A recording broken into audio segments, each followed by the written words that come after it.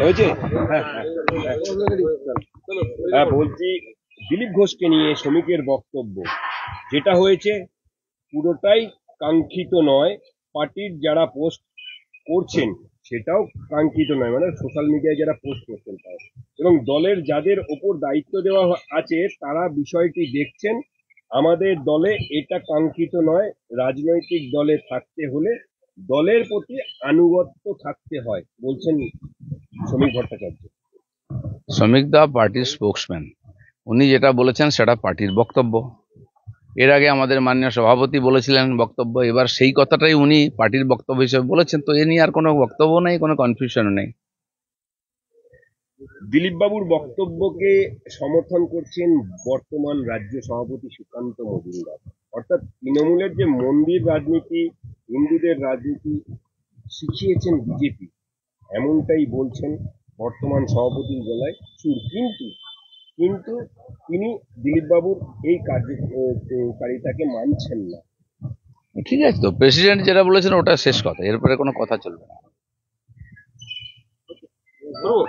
দাদা, 11 দিন ধরে পাকিস্তানের হাতে হুগলি বিএসএফ জওয়ান, এবার পাল্টা ভারতের হাতে পাক রেঞ্জার। রাজস্থান সীমান্তে পেরিয়ে ঢুকতেই বিএসএফ এর হাতে পাক রেঞ্জার। দেখুন, প্রত্যেক দেশের বর্ডারে খোলা জায়গায় মাঝে মধ্যে এরকম ঘটনা ঘটে, বাংলাদেশের সঙ্গে হয়েছে। আর ওই মরুভূমি এলাকায় অনেক সময় সীমা বোঝা যায় না, হয়ে যায় হয়তো ভুল করে বা সন্ধ্যার দিকে কেন চলে গেছে বা এ কেন এসেছে, এটা ওখানে ফ্ল্যাগ মিটিং হয়, এসব নিয়ে কথাবার্তা হয়। এর আগেও গেছে, এসেছে, আর আমরা তো পাইলটকেও নিয়ে এসেছি যে আক্রমণ করতে গেছিল। সেই জন্য সরকার এর ব্যাপারে কাজ করছে। আমার মনে হয় দুজনেই আর সুরক্ষিতভাবে নিজের দেশে ফিরবেন। চন্দননগরে গ্রেপ্তার পাক নাগরিক ধৃত ফতেমা বিবি 45 বছর ধরে চন্দননগরে থাকেন। 1980 সালে টুরিস্ট ভিসা নিয়ে ভারতে প্রবেশ করেছিল, তারপর আর ফেরেননি। এরকম লক্ষ লক্ষ লোক ভারতবর্ষে আছে। বাংলাদেশ থেকে তো এসে কোটি কোটি লোক যারা কোনো ভিসা পাসপোর্ট নেয়নি, ঢুকে পড়েছে, এখানে থাকছে। তো আজকে কমসে কম পাকিস্তানিদের দিয়ে শুরু হচ্ছে, যেহেতু পাকিস্তান একেবারে শত্রু রাষ্ট্র। এরপরে বাংলাদেশি অনুপ্রবেশকারীদের উপরে ব্যবস্থা হবে, যেটা অলরেডি গুজরাট বিভিন্ন জায়গা থেকে শুরু হয়ে গেছে। আর সারা দেশ থেকে এদের বিতরণ করতে হবে। যে কোটি কোটি লোক এসে এখানে উই পোকার মতো মানে কুরে কুরে খাচ্ছে ভারতবর্ষকে, এটা চলতে পারে না। শিলিগুড়ি মাটিগাড়া সেনা ক্যাম্পে চাঞ্চল্য, আচমকা ক্যাম্পে ঢোকার চেষ্টা আফগান নাগরিকদের গ্রেপ্তার করলো পুলিশ। সরকার এটা তদন্ত করে দেখবে যে লোকটা কে, কেন, কোথা থেকে এসছে, কেন এসছে এখানে। এই ধরনের ঘটনা থেকে সাধারণ মানুষকেও সাবধান থাকা উচিত। এই ধরনের অন্তর্ঘাত ইত্যাদি অনেকেই করতে পারে। এই সময় যখন একটা ঘটনা ঘটছে, দেশের মধ্যে টেনশন, সমস্ত নাগরিকের চোখ কান খুলে রাখা উচিত। বড়বাজারের হোটেলে অগ্নিকাণ্ড, 14 জনের মৃত্যু, তদন্ত হলো পুরসভা। রুফটপ ভাঙা হলো পুরসভার পক্ষ থেকে। কোথাও কোথাও বাধাপ্রাপ্ত হলো, পুলিশকে ফিরে আসতে হলো। রুফটপ তৈরি হয় কি করে বেআইনি ভাবে, প্ল্যানের বাইরে? অগ্নি ফায়ার ব্রিগেডের অনুমতি ছাড়া, নো অবজেকশন ছাড়া কি করে তৈরি হয়? এরকম পুরো কলকাতা জুড়ে আর বাজার বাজারে যেখানে সেখানে হোটেল তৈরি হয়ে যাচ্ছে, রেসিডেন্স তৈরি হয়ে যাচ্ছে, ড্রেন নাই, জল বেরোবার ব্যবস্থা নেই, জল আনার ব্যবস্থা নেই, অগ্নি নির্বাপনের ব্যবস্থা নেই। এখন তো জেলা শহরগুলোতেও এই ধরনের বেআইনি নির্মাণ হয়ে যাচ্ছে, ফলে তার এই ঘটনাগুলো ঘটছে। মালদায় চললো বুলডোজার, রেলের জমিতে তৃণমূলের কার্যালয়। সারা পশ্চিমবঙ্গ জুড়ে হাজার হাজার কার্যালয় টিএমসির জমি দখল করে হয়েছে বেআইনিভাবে। রেলের জমি, পিডব্লিউডি জায়গা, ইরিগেশনের জায়গা, যতগুলি অফিস আছে। আমি তো বলছি টিএমসির যে হেড অফিস আছে না, সেটাও বেআইনিভাবে কবজা করে তৈরি করা।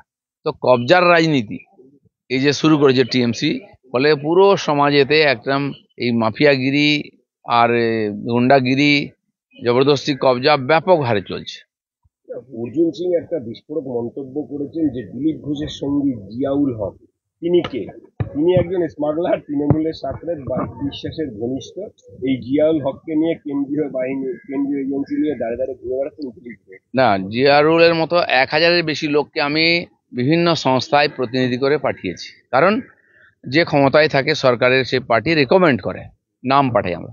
এখনো প্রায় 40টা ডিপার্টমেন্টের ডাইরেক্টর, চেয়ারম্যান আছেন আমাদের কর্মী বা আমাদের সাপোর্টার বা এই ধরনের বিশিষ্ট মানুষ যারা সমাজের, তারা রাজনীতিবিদও নন। সন্ময় ব্যানার্জিও এরকম একজন আছেন, কঙ্কন রেলের চেয়ারম্যান আছেন। তো তারা কেউ কেউ সাম্মানিক পান, কেউ কেউ সম্মানীয় সদস্য। তো জিয়ারুল হচ্ছে দিশা কমিটির মেম্বার, তাকে আমি জানি, অনেক দিন ধরে জানি, এবং কেন্দ্রীয় মন্ত্রী তাকে করেছেন। সে কার সঙ্গে যুক্ত, কি যদি থাকে ইনলিগাল কাজে, তাকে শাস্তি পেতে হবে, আইন আছে। কিন্তু উনি কি করে জানলেন যে বারিক বিশ্বাসের সঙ্গে যোগাযোগ আছে? ওনারও কি বারিক বিশ্বাসের সঙ্গে যোগাযোগ আছে?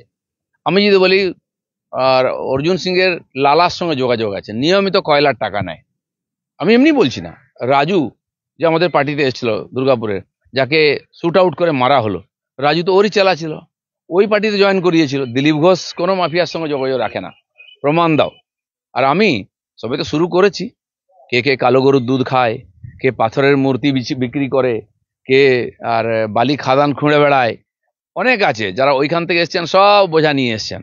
আমি জানি, বলি না, দরকার নেই, কিন্তু আমি কিন্তু বলতে আরম্ভ করি, আর ন্যাংটার নেই বাটপারের ভয়, আমি ন্যাংটা কিন্তু সবাইকে ন্যাংটা করতে যাবো।